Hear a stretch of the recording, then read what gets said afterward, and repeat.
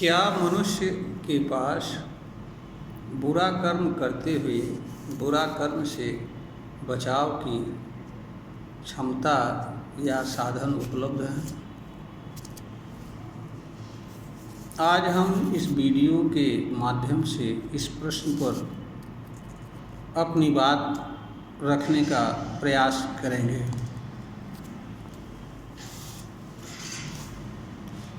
अनेक धार्मिक विचारधाराएं अनेक तरह के गलत कर्मों को के माफ़ होने की बात करते हैं और अपने अपने तरीके से अनेक प्रकार के उपाय भी बताती है। मनुष्य को ये उपाय काफ़ी अच्छे और आकर्षक लगते हैं और लोग इस तरह के उपायों के पीछे भागते हैं और इनका अनुसरण करते हैं। इस धरती पर मानव समाज की यह सामान्य सी स्थिति है। इस तरह का कार्य मनुष्य अज्ञान और स्वार्थ दो चीज़ों के कारण करता है। अज्ञान इसलिए है क्योंकि मनुष्य को कर्म के सिद्धांत की जानकारी नहीं है और स्वार्थ इसलिए है क्योंकि मनुष्य जो कर्म गलत कर रहा होता है उसे वह छोड़ना नहीं चाहता है, क्योंकि उससे जुड़े हुए जो लाभ उसको प्राप्त हो रहे होते हैं या प्राप्त होने की उम्मीद रखता है उनको वह छोड़ना नहीं चाहता है। और क्योंकि कर्म के साथ मनुष्य की कामना जुड़ी होती है, जिसके कारण मनुष्य कोई कर्म कर रहा होता है। कामना मनुष्य को उस कर्म से करने से दूर भागने से रोकती है, क्योंकि कामना मनुष्य के लिए यह बताती है कि अगर यह कर्म नहीं होगा तो यह चीज़ उसे प्राप्त नहीं होगी। तो मनुष्य जिस चीज़ को प्राप्त करने की कामना रखता है और उस कामना के निमित्त जिस कर्म को करता है, इसलिए वह ऐसे कर्म को छोड़ना नहीं चाहता है, क्योंकि उसमें उसे हानि दिखाई पड़ती है। इसीलिए मनुष्य ऐसे उपाय की तरफ भागता है जो उपाय उसके द्वारा गलत कर्म करते हुए और उससे जुड़े लाभ को लेते हुए उपाय बताता हूँ। इसी कारण से जो लोग दर्शन, भक्ति आदि तमाम कार्य को करते हैं, क्योंकि उन्हें अज्ञान के कारण ऐसा प्रतीत होता है कि वह गलत कर्म को नहीं करेंगे तो वह सफल नहीं होंगे। जिन चीज़ों को वह पाना चाहते हैं वह नहीं पाएंगे, वह व्यवहार जगत की दौड़ में पीछे हट जाएंगे, उपेक्षा का पात्र बनेंगे। इस कारण इस तरह के भय के कारण लोग गलत कर्म को छोड़ना नहीं चाहते हैं और उन उपायों को अपनाना चाहते हैं जिन उपायों के कारण उन्हें गलत कर्म करते हुए भी गलत कर्म की माफ़ी मिल जाए, उनसे उन्हें मुक्ति मिल जाए। यह है सबसे बड़ी जो कर्म के संबंध में मनुष्य का अज्ञान है। कर्म में माफ़ी जैसी कोई चीज़ नहीं है।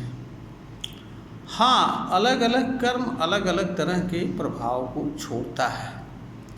तो जब मनुष्य पाप कर्म या गलत कर्म के अलावा जो दूसरा कर्म करता है, उस समय मनुष्य का शरीर और इंद्रियां उस कर्म के प्रभाव में आ जाती हैं और कुछ क्षण के लिए मनुष्य को शांति मिलती है।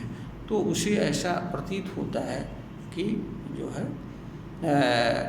जो उसने पाप कर्म किया था वह माफ़ हो गया, या ऐसा करते रहने से उसका पाप कर्म माफ़ होता रहेगा और हमें मनचाही चीज़ मिलती रहेगी। इस धारणा के कारण मनुष्य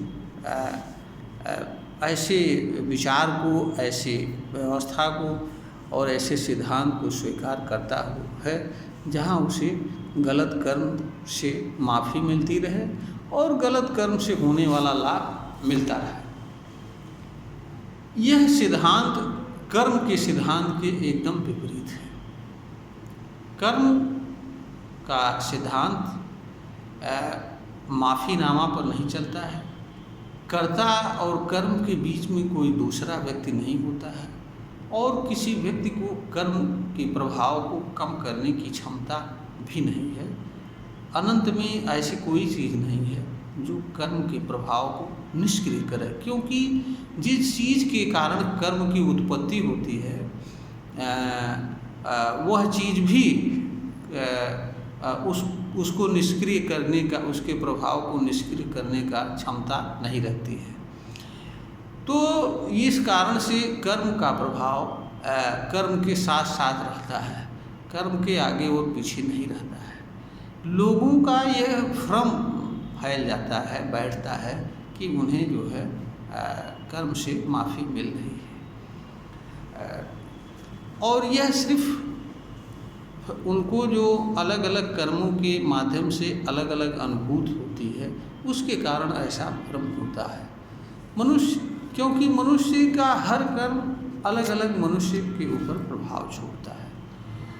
एक कर्म दूसरे कर्म के प्रभाव को माफ़ करने की क्षमता नहीं रखता है। इसलिए मनुष्य बुरे कर्म के प्रभाव को या बुरे कर्म से होने वाले दुष्प्रभाव को अच्छा कर्म करके माफ़ कराने की क्षमता नहीं रखता है।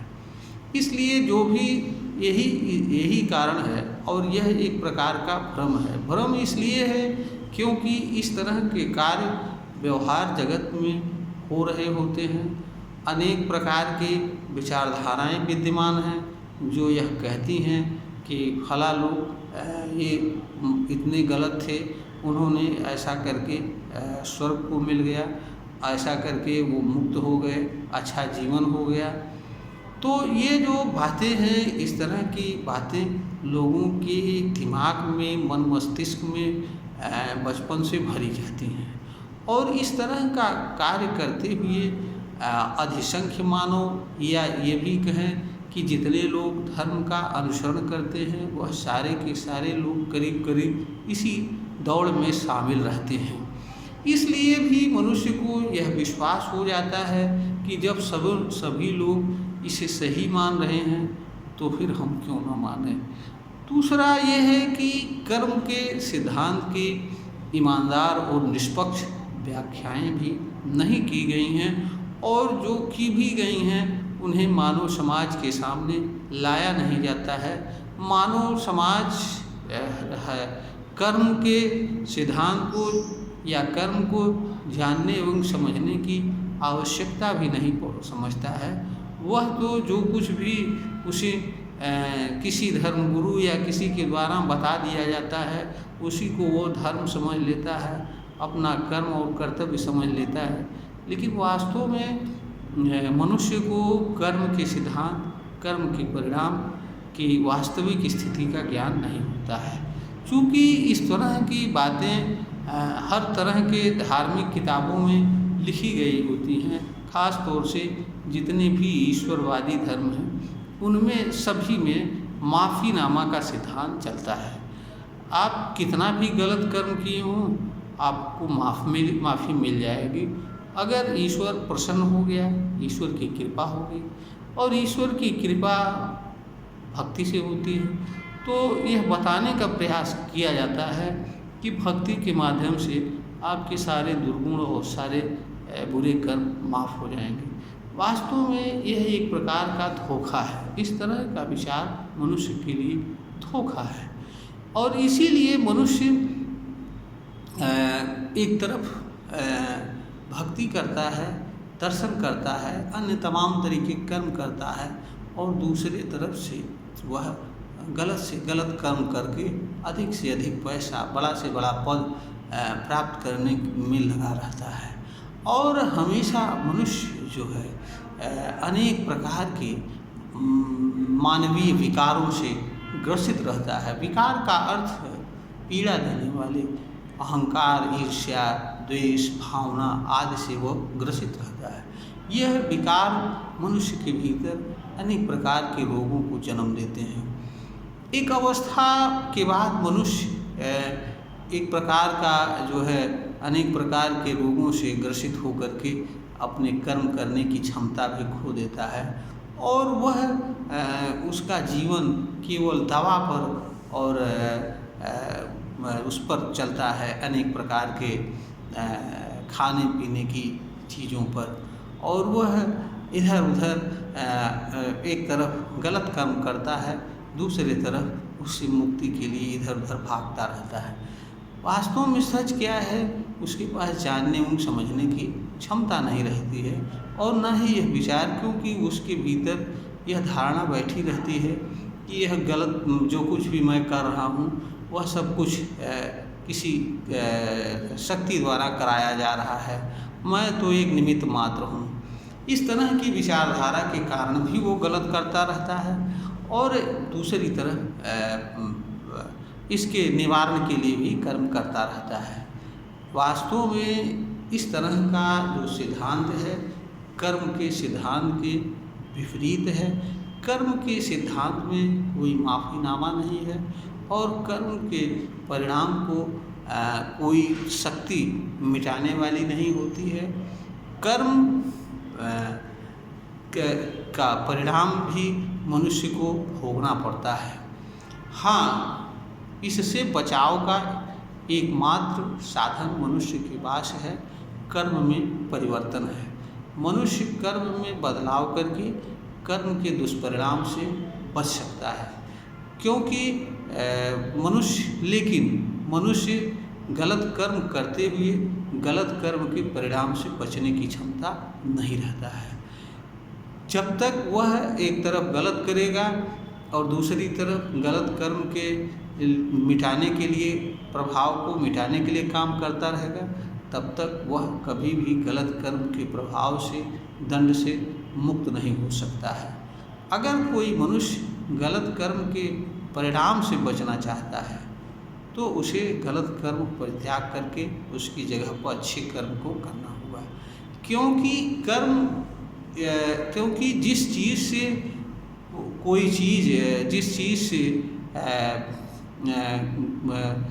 पुण्य होता है उसी चीज़ से पाप होता है।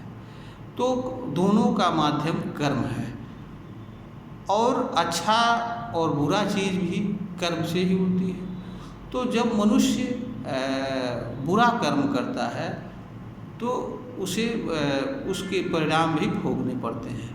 बुरे कर्म के परिणाम से बचने के लिए मनुष्य को बुरे कर्म को त्याग करके अच्छे कर्म को करना होता है। वास्तव में यह एक गलत धारणा बैठी हुई है कि मनुष्य अच्छा कर्म करके ईमानदारी से रह करके अपना विकास नहीं कर सकता है। यह एक मूर्खतापूर्ण धारणा है।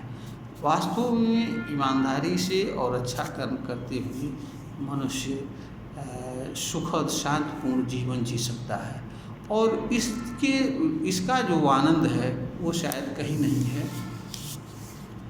इस बात को भी मनुष्य को समझना चाहिए, परंतु अज्ञान के कारण देखा देखी और गलत जो चीज़ें किताबों में लिखी गई हैं उनके आधार पर वह समझ बैठता है कि वह गलत कर्म करते हुए अपने परिणाम को प्राप्त कर लेगा और इसके गलत कर्म को माफ़ी करा लेगा। वास्तव में कर्म में माफ़ीनामा जैसी कोई चीज़ नहीं चलती है और जो लोग इस विचार के रहते हैं कि वो माफ़ीनामा प्राप्त कर लेंगे या उनके गलत कर्म माफ़ हो जाएंगे, वह लोग जीवन भर अंधकार रूपी कुएं में रहते हैं। ऐसे लोग कभी भी अंधकार से निकलने की क्षमता नहीं रखते हैं और ऐसे लोगों को भगवान भी बचाने की क्षमता नहीं रखता है और ऐसे लोग जीवन भर एक समय के उपरांत अनेक प्रकार के रोगों से, अनेक प्रकार की समस्याओं से ग्रसित होकर के जीवन जीते हैं, स्वयं भी पीड़ित रहते हैं, दूसरे लोगों की पीड़ा एवं दुख का कारण बनते हैं। आज मानव समाज में जो भी समस्याएं हैं, जो भी अनेक प्रकार के रोग हैं, वह सभी उसके गलत कर्मों का परिणाम है, उसकी नासमझ का परिणाम है। उसके लिए कोई दूसरा व्यक्ति जिम्मेदार नहीं है, उसके लिए जिम्मेदार मनुष्य है। परंतु मनुष्य अज्ञान के कारण उस चीज़ के पीछे भागता है जिससे उसकी समस्या से कुछ भी लेना देना नहीं है। मानव के सामने हर समस्या का कारण उसका अज्ञान है। मनुष्य की पीड़ा एवं दुख का कारण भी अज्ञान है। मनुष्य कर्म को माफ़ कराने के सिद्धांत को मानने के पीछे ही अज्ञान है, क्योंकि वह कर्म को जानता नहीं है, जानने का प्रयास नहीं करता है। क्योंकि मनुष्य कर्म के बारे में सिर्फ इतना जानता है कि कर्म किसी चीज़ को प्राप्त करने का साधन मात्र है, किसी चीज़ को उपभोग करने का मात्र है। मनुष्य को यह नहीं पता है या यह नहीं जानता है कि कर्म पीड़ा और दुख भी प्राप्त करने का साधन है, मनुष्य के लिए सुखद जीवन का भी साधन है। तो मनुष्य को कर्म से ही पीड़ा भी मिलती है, सुखद और शांति भी मिलती है, और कर्म से ही उसके बुरे पापों का उपशमन भी होता है। लेकिन बुरे पाप का या बुरे कर्म का उपशमन तब होता है जब मनुष्य अच्छा कर्म करता है। अच्छा कर्म जैसे मनुष्य प्रारंभ करता है तो कुछ समय बाद धीरे धीरे वह बुरे कर्म के प्रभाव से मुक्त हो जाता है, क्योंकि कर्म का सीधा प्रभाव शरीर पर पड़ता है। जब मनुष्य बुरा कर्म छोड़कर अच्छा कर्म करने लगता है तो उसका शरीर अच्छे कर्म के प्रभाव में आ जाता है।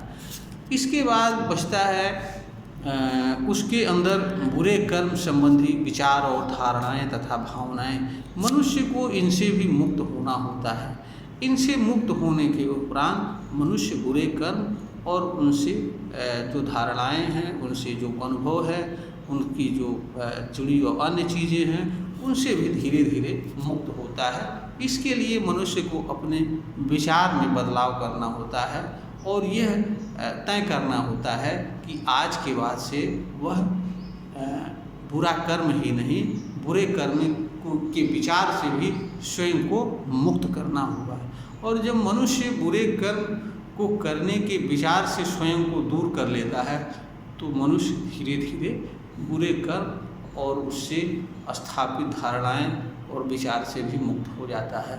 इस प्रकार से धीरे धीरे मनुष्य का मन, शरीर, वाणी, विचार और कर्म सारी चीज़ें बुरे कर्म और उससे जुड़े विचार एवं भावनाओं से मुक्त हो जाता है। ऐसा करने पर मनुष्य को एक नया जीवन प्राप्त हो जाता है और जीवन वह होता है जो सुखद, शांतिपूर्ण, सरल, स्वस्थ जीवन होता है। जब मनुष्य को एक नए जीवन का एहसास होता है तो फिर वह स्वतः ही दूर रहता है बुरे कर्मों से।